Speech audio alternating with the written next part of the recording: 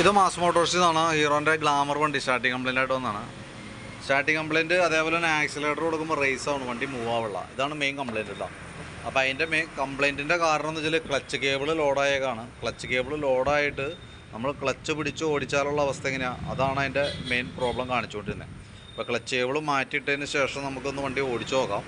പിന്നെ വണ്ടി സെൽഫ് എടുക്കണ്ടായില്ല. അപ്പോൾ ഞാനത് മോട്ടറിൻ്റെ കംപ്ലൈൻ്റ് ആണ്. അപ്പോൾ ഞാനത് റെഡി ആക്കാൻ പറ്റുമെന്ന് അറിയാൻ വേണ്ടി ഒന്ന് അഴിച്ചു നോക്കി. പക്ഷേ നടപടിയില്ല. Self motor already complaint. അതിൻ്റെ മാഗ്നറ്റൊക്കെ ഊരി പോകുന്നുണ്ട്, ഇതൊക്കെ കത്തിപ്പോയുണ്ട് കേട്ടോ.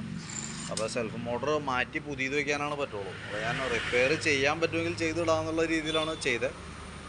അഴിച്ചു നോക്കിയാൽ പക്ഷേ നടപടി ആവില്ല.